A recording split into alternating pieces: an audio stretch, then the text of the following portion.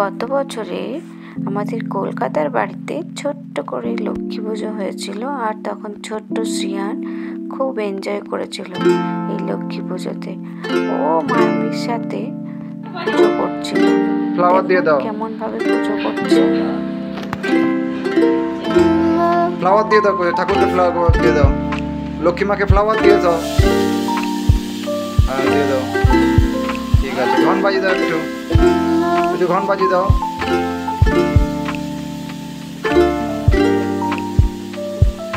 ঘন বাজিয়ে দাও করছো। হ্যাঁ বাজিয়ে দাও, ভালো করে বাজিয়ে দাও।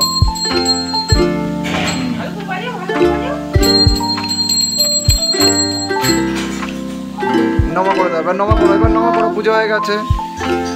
নমো। ঠাকুর আমাকে ভালো রেখো।